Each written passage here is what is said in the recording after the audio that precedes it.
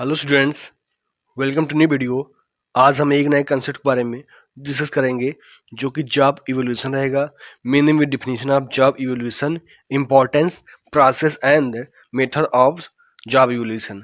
वहीं second topic रहेगा job analysis, meaning with definition देखेंगे और difference between job analysis and job evolution का डिफरेंस भी देखेंगे, क्या अंतर है जॉब एनालिसिस और जॉब इवोल्यूशन के बीच में। तो चलिए टॉपिक को वन बाय वन डिस्कस करते हैं। मीनिंग ऑफ जॉब इवोल्यूशन देखते हैं। Job evolution is a systematic process to determine a jobs relative worth. तो जॉब इवोल्यूशन होता है क्या होता है कि एक रणनीतिक क्या करते हैं, सिस्टमेटिक क्रमबद्ध तरीके से प्रक्रिया चलती है जिसमें जॉब के वर्थ को जाता है कि जॉब के रिलेटेड जो भी वर्थ हैं उनके क्या वैल्यूज हैं उनको चेक किया जाता है। इसमें क्या क्या किया जाता है कि assess, duties, skills and responsibilities to set fair compensation. इसमें क्या ड्यूटीज है, जॉब इवोल्यूशन क्या जॉब में ड्यूटी रहेगी, क्या उसके पास स्किल रिक्वायर्ड है, क्या रिस्पॉन्सिबिलिटीज रहेगी, क्या उसको उत्तरदायित्व दायित्व बनता है। ये सब चेक करने के बाद उसको जो फेयर कंपनसेशन उसको सेट किया जाता है। थर्ड इसमें क्या है पॉइंट में, helps structure pay skills, compare roles and ensure internal equity. अब इसमें क्या करता है, जॉब इवोल्यूशन एक हेल्प करता है स्ट्रक्चर पे स्किल्स को, रोल को भी कंपेयर करने में इजी करता है और जो भी इंटरनल इक्विटी है एम्प्लॉयज के बीच में, वर्कर्स के बीच में, उनको भी इंश्योर करता है। इसके बाद है informs HR decisions and boost employee satisfaction.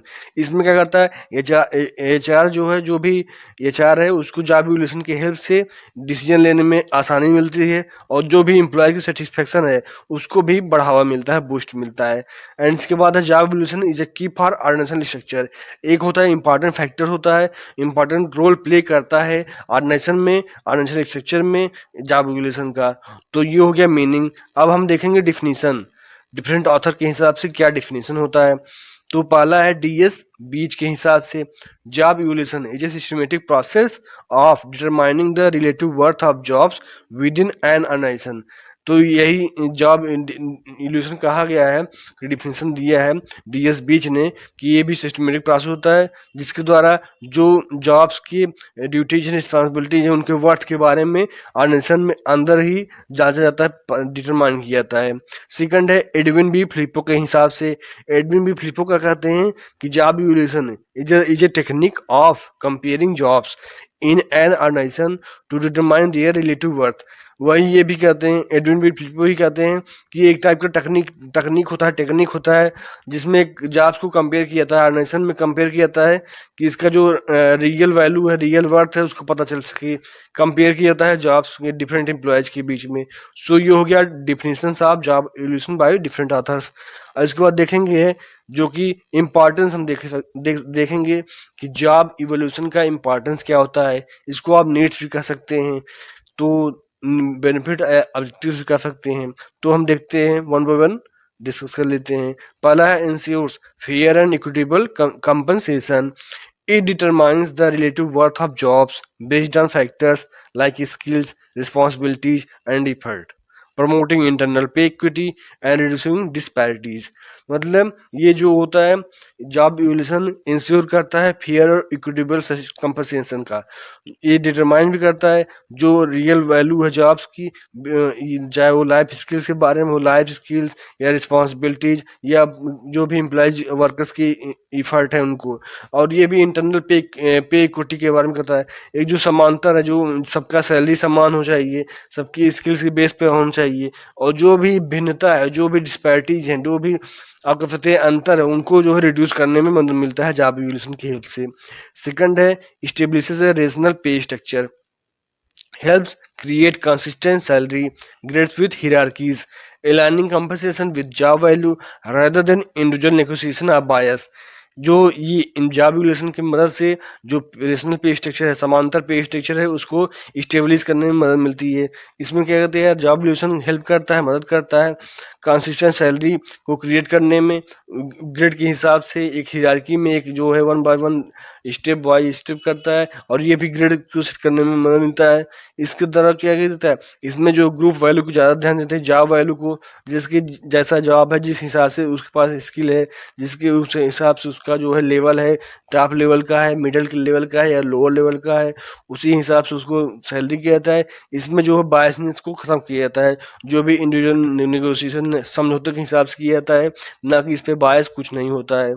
Third है supports employee satisfaction and retention, fair pay practices boost moral engagement and reduce turnover by making employees feel valued for their contribution। इसमें जो होता है ये एक कर सकते हैं कि एम्प्लॉय की सेटिस्फाई बढ़ाता है और रिटेंशन रिटेंशन क्षमता जो उनको कंपनी से जुड़े रहने की क्षमता बढ़ा देता है, क्योंकि इसमें जो फेयर पे प्रैक्टिस की जाती है, फेयर पे जो सबको समान पे जो होता है समान सैलरी दी जाती है।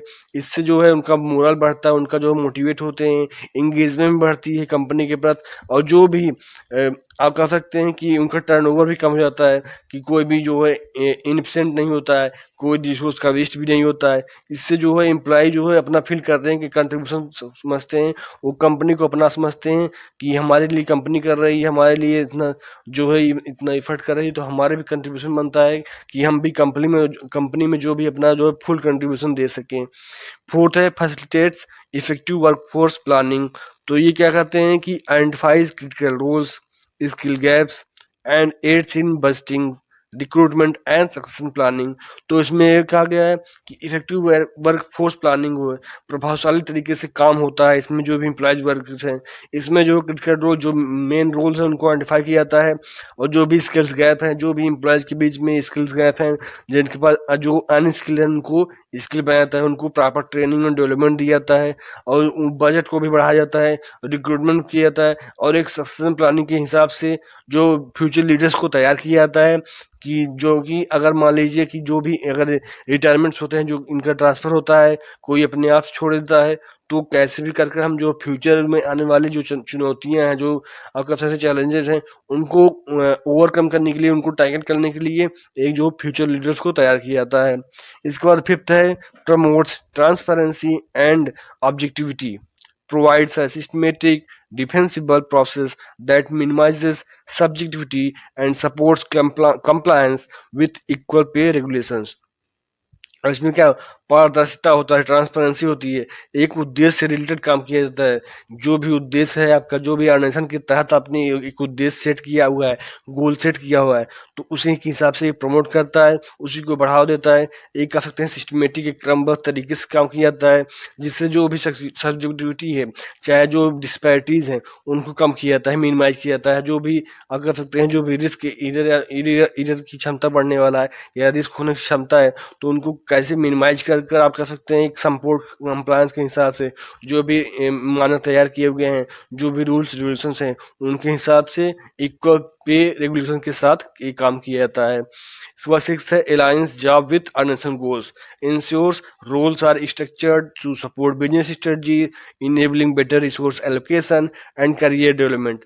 इसमें क्या किया जाता है कि जो अपने जॉब को सेट किया हुआ है, एक एम्प्लॉयज़ के तौर पर, एक वर्कर्स के तौर पर ऑर्गेनाइजेशन में, आप जॉब इवोल्यूशन का एक ये होता है, जॉब इवोल्यूशन इंश्योर करता है जो भी रोल को तैयार किया गया है, जो भी एम्प्लॉयज वर्कर को ये रोल दिया गया है कि आपको ये करना है, आपका ये वर्क है, आपकी ये ड्यूटीज है, रिस्पॉन्सिबिलिटीज है, तो उस हिसाब से किया जाता है, क्योंकि ये बिजनेस स्ट्रेटजी से रिलेट होता है कि बिजनेस की रणनीति क्या है, बिजनेस की रणनीति के हिसाब से काम कर रही है, तो ये सब रहता है। इसलिए जो है बेटर रिसोर्स एलोकेशन किया जाता है, चाहे जो भी आपके पास अवेलेबल रिसोर्स हो, चाहे वो फिजिकल रिसोर्स हो, चाहे वो फाइनेंशियल रिसोर्स हो, चाहे वो ह्यूमन रिसोर्स हो, तो उनका बेटर एलोकेशन हो चुके, जहाँ पर जिनकी ज़रूरत है वहाँ रखा जाए, जहाँ पर जिस मशीनरी की आवश्यकता है, इम्पॉर्टेंस है, वहीं पर उनका जो है एलोकेशन किया जाए।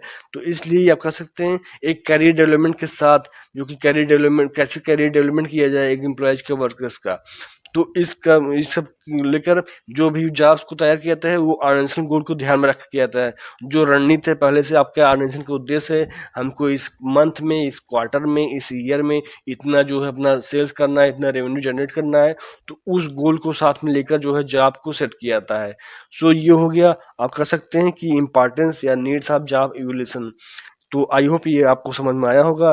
इसके बाद हम चलेंगे एक नए टॉपिक पर, जो कि प्रोसेस की बात करता है, या आप स्टेप्स कह सकते हैं कि जॉब इवोल्यूशन का प्रोसेस क्या होता है, स्टेप्स क्या होता है। तो वन बाय वन डिस्कस कर लेते हैं। पहला है define objectives and scope. Establish the purpose of job evolution. Example में setting pay structures, ensuring equity. Select jobs to evaluate. Example में representative sample across department and form a job evaluation committee with diverse stakeholders like HR, managers and employees. तो इसमें क्या कहता है कि पहले step में आप कह सकते हैं कि पहले स्टेप में जो है ऑब्जेक्टिव्स को, उद्देश्य को, स्कोप को सेट किया था, डिफाइन किया था कि एक आप कह सकते हैं क्लियर कट होता है, क्लियर कट ऑब्जेक्टिव्स होता है, उद्देश्य होता है जिसको लेकर कंपनी चलेगी, जिसको कंपनी आप फॉलो करके चलेगी। तो इसको जो है पर्पज ऑफ रेवोल्यूशन को सेट किया जाता है, चाहे पे स्ट्रक्चर की बात हो, चाहे इक्विटी को इंश्योर करना हो, और जॉब को भी इवेलुएट किया जाता है कि किसका जो जॉब है, डिफरेंट डिपार्टमेंट किसका क्या जो है जॉब है, उसको जो है ऑब्जेक्टिव्स को सेट किया जाता है, चाहे वो मैनेजर्स हो, चाहे एचआर हो, चाहे एम्प्लॉयज के बीच में। सेकंड है conduct job analysis, gather detailed job data through methods like interviews, questionnaires and observation to identify key factors such as skills, responsibilities, effort and working condition. These serve as the foundation for evolution. अब उसके बाद second step process आ गया कि job analysis को conduct करना, कि एक जो है डिटेल इंफॉर्मेशन जॉब को लेना, चाहे वो इंटरव्यूज के जरिए हो, चाहे वो क्वेश्चनर के जरिए हो, चाहे वो एक ऑब्जेक्शन तहत के जरिए हो, जो कि आप कह सकते हैं कि की फैक्टर्स को आइडेंटिफाई करना, चाहे वो स्किल्स के बारे में हो, एम्प्लॉयज के स्किल्स के बारे में हो, एम्प्लॉयज वर्कर्स के रिस्पॉन्सिबिलिटीज, उनके एफर्ट और वर्किंग कंडीशन क्या है। तो इस कारण भी क्या कर सकते हैं, एक फाउंडेशन आप एक जो है एक नींव रखेंगे इवोल्यूशन के जरिए, कि आप पता कर सकते हैं उनकी क्या स्किल्स है, क्या इंटरव्यूज के जरिए उनकी आप डिटेल जो है जॉब डेटा निकाल सकते हैं। इसके बाद थर्ड स्टेप क्या है, थर्ड स्टेप है सिलेक्ट इवोल्यूशन मेथड। अब तो इवोल्यूशन करने की बारी आ गई, तो आप इवोल्यूशन की मेथड सिलेक्ट करेंगे।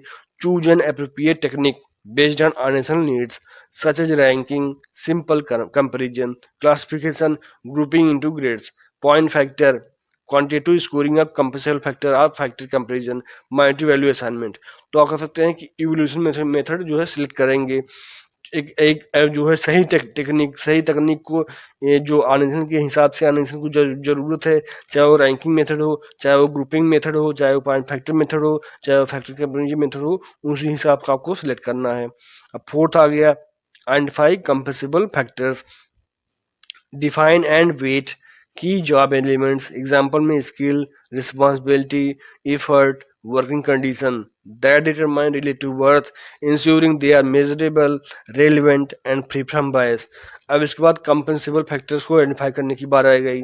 अब डिफाइन करेंगे जो भी जॉब एलिमेंट्स हो, चाहे वो स्किल्स, रिस्पॉन्सिबिलिटी जो, एफर्ट हो, वर्किंग कंडीशन है एम्प्लॉयज वर्कर्स को, और उनको डिटरमाइन करेंगे कि क्या ये वर्थ है, क्या इसकी ज़रूरत है, और इंश्योर भी करेंगे कि आप इनको मेजर कर सकते हैं, रेलिवेंट है कि नहीं है, या फिर ये बायस बायस फुली फ्री फ्रॉम बायस है कि नहीं है, मतलब बायस से परहेज है इनका, ये बायस नहीं है, ये सब तो किसी किसी फैक्टर्स पे बायस नहीं है, किसी जो है आप कह सकते हैं एलिमेंट्स पे बायस नहीं है, तो इस कारण भी ये हो आइडेंटिफाई किया जाता है।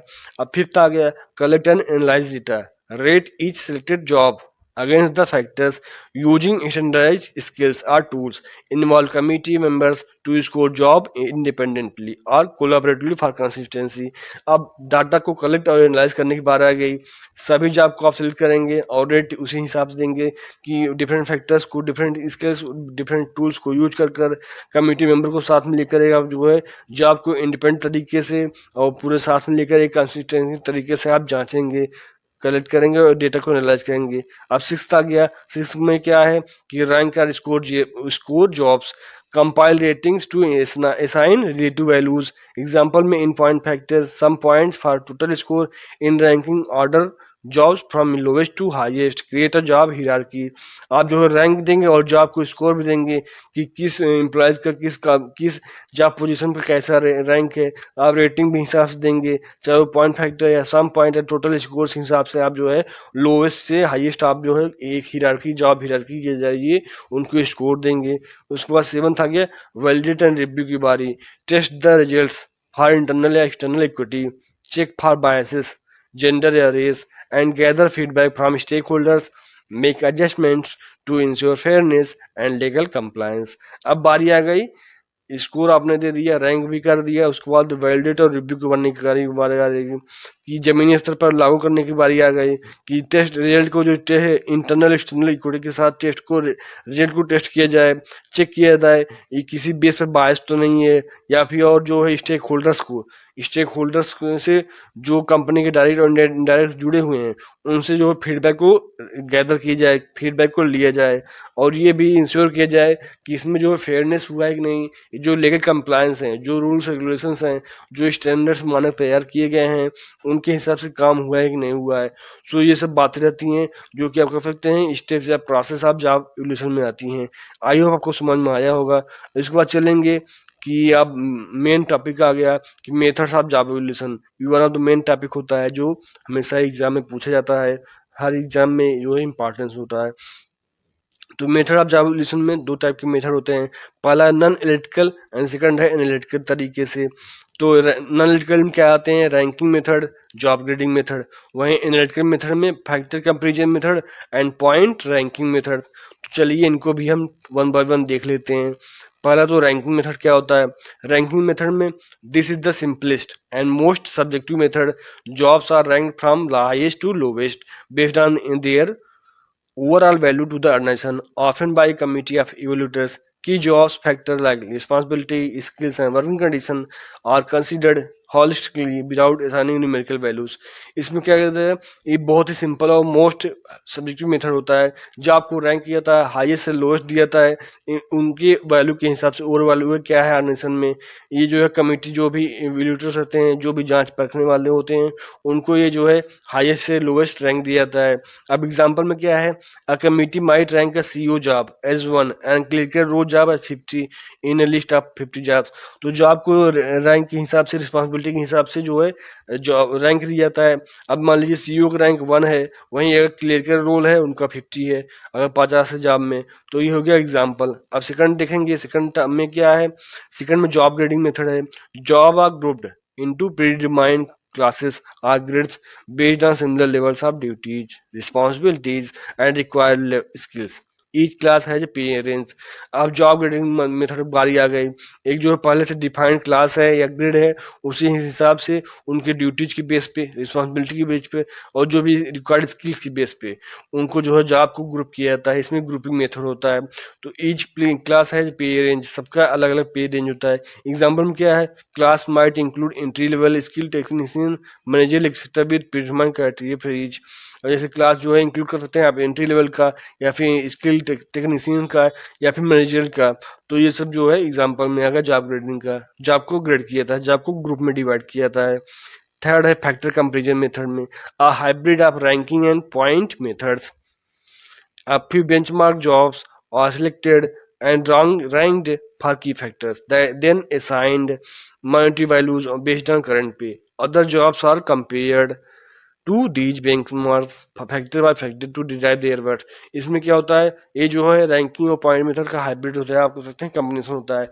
इसमें जो है कुछ बेंचमार्क जो जॉब होते हैं उनको सिलेक्ट किया जाता है, और उनको की फैक्टर्स की बेस पे उनको रैंक किया जाता है, और एक माइनॉरिटी वैल्यू भी असाइन की जाती है। उनके जो करंट पे है, उनके करंट पे क्या है, उसी हिसाब से उनको कंपेयर किया जाता है एक जॉब से दूसरी जॉब में। अब कंपेयर क्या है, एग्जाम्पल में compare a new sales manager job to benchmark accountant on factors like mental effect and supervision. अब जो है आप न्यू सेल्स मैनेजर का जॉब को कंपेयर कर सकते हैं एक जो बेंचमार्क पहले से जो अकाउंटेंट है उनके बेस पे। और बेस क्या रहेगा, बेस फैक्टर्स रहेगा मेंटल इफेक्ट या सुपरविजन के बेस पे आप कंपेयर कर सकते हैं। फोर्थ है point ranking method. This is an analytical quantitative approach. Jobs are broken down into compensable factors. Example: skill, effort, responsibility, working condition. Each weighted and scored on a point scale. Total point determine the jobs relative worth. अब इसमें क्या बारी आ गई, जो analytical होता है इसमें quantitative approach किया जाता है पॉइंट रैंकिंग मेथड्स में। जॉब को डिफरेंट जो फैक्टर्स पे ग्रो किया जाता है, चाहे वो स्किल, इफर्ट, रिस्पॉन्सिबिलिटी के बेस पे। हर अलग वेटेड होता है, हर का जो है पॉइंट इसके ऊपर अलग जो है स्कोर किया जाता है। इसमें जो है जॉब को रिलेटिव वर्थ को टोटल पॉइंट डिटरमाइन करता है। अब एग्जांपल में क्या है, एग्जांपल अगर समझेंगे तो skill might be worth 40% of total points, सब divided into education up to 100 points and experience up to 50 points. इसमें जो स्किल को आप कह सकते हैं जो टोटल पॉइंट के 40% माना गया है। अब इसको सब डिवाइड कर सकते हैं, एजुकेशन 100 पॉइंट दे सकते हैं और एक्सपीरियंस का 50 पॉइंट। सो ये हो गया कि मेथड्स ऑफ जॉब इवोल्यूशन में कि क्या क्या है, first second third fourth. I hope आपको ये समझ में आया होगा। इसके बाद चलते हैं कि अब जॉब एनालिसिस समझ लेते हैं। अब आपने जॉब इवोल्यूशन समझ लिया, अब जॉब एनालिसिस समझ लेते हैं। जॉब एनालिसिस क्या होता है? It is a systematic process to gather document and analyse job information. ये एक टाइप का रणनीतिक सिस्टमेटिक प्रक्रिया होती है जिसमें आप गैदर करते हैं, डॉक्यूमेंट करते हैं, गैदर डॉक्यूमेंट करते हैं और जॉब की इंफॉर्मेशन के बारे में एनालाइज करते हैं। और इसमें क्या किया जाता है? Identify duties, responsibilities, skills and requirements. इसमें ड्यूटीज को, रिस्पॉन्सिबिलिटीज को, स्किल और रिक्वायरमेंट्स क्या जरूरत है उस पोस्ट पर, उसको जॉब को एनालाइज किया जाता है। सेकंड है crucial for recruitment, training, performance appraisal and comparison. ये जो है रिक्रूटमेंट प्रोसेस में या ट्रेनिंग में या परफॉर्मेंस को जब आप कंपेयर करते हैं, अप्रेजल करते हैं, मापते हैं, और कंपनसेशन में एक one of the crucial important factor होता है। थर्ड है help assign roles with organisational goals. अब ये भी रहता है कि जो भी अलाइन रोल्स है इसमें जो है, जो आपको ऑर्गेनाइजेशनल गोल के साथ जो मैच करने वाला है, पॉलिसी डिफाइंड है, प्री डिफाइंड है, उनको हेल्प मिलती है। इनफॉर्म एचआर डिसीजंस, जो भी ह्यूमन रिसोर्स डिसीजन है उसको लेने में, एम्प्लॉयज वर्कर्स के बीच जो डिसीजन है उनको लेने में बहुत ही मदद मिलता है, इसमें जानकारी मिल जाती है। ये हो गया जॉब एनालिसिस। अब डिफिनेशन देख लेते हैं डिफरेंट ऑथर के हिसाब से जॉब एनालिसिस का।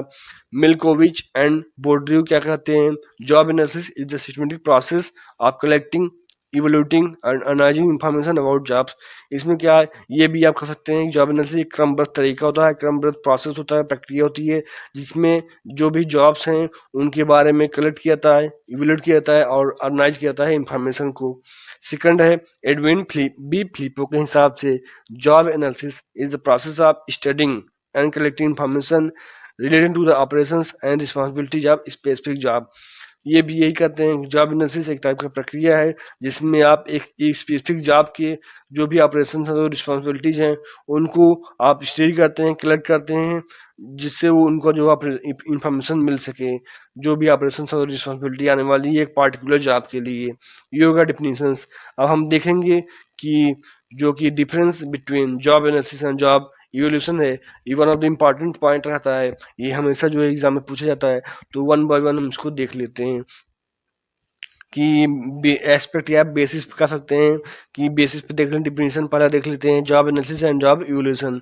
तो जॉब एनालिसिस क्या होता है? A systematic process of collecting, analysing information about job duties, responsibility, required skills, qualification और working condition। अब जॉब एनालिसिस क्या होता है? जैसे हम लोगों ने पहले पढ़ा कि एक टाइप का प्रोसेस होता है, इसमें जॉब ड्यूटी के बारे में, जॉब रिस्पॉन्सिबिलिटी के बारे में, required skills, qualification, working condition के बारे में इंफॉर्मेशन को कलेक्ट किया जाता है और एनालाइज किया जाता है। वहीं जॉब इवोल्यूशन क्या है? It is systematic process of assessing and determining the relative worth और value of job within organisation to establish fair pay structures. इसमें जो जॉब की आप असली वैल्यू, वर्थ को, और जो भी वैल्यू है उनको पता किया जाता है, उसका वैल्यू क्या है, वर्थ क्या है, उस हिसाब से आप जांचेंगे, डिटरमाइन करेंगे। उसी हिसाब से आप जो है फेयर पे स्ट्रक्चर तैयार कर सकते हैं। जो उनको सैलरी है उस स्पेसिफिक जॉब के लिए कितना सैलरी रिक्वायर्ड हो सकता है, कितना सैलरी जो है आप मिनिमम हो सकता है, उसको आप डिटरमाइन करते हैं। पर्पज क्या होता है? Purpose of job analysis to understand what the job entails, create job descriptions, specification, and support HR functions like recruitment, training and performance management. ये जो है पर्पज क्या होता है? इसमें जॉब इंटेल्स के बारे में, जॉब को जो इंफॉर्मेशन बारे में, जॉब की स्पेसिफिकेशन बारे में, डिस्क्रिप्शन के बारे में क्रिएट करते हैं। और ये भी एचआर फंक्शन को, एचआर को सपोर्ट करता है जो रिक्रूटमेंट के लिए, ट्रेनिंग के लिए और परफॉर्मेंस मैनेजमेंट के लिए। वहीं जॉब इवोल्यूशन का क्या होता है पर्पज? पर्पज ये होता है कि to rank jobs based on their value to the organisation, ensure internal equity compensation, eliminate pay इनक्विटीज।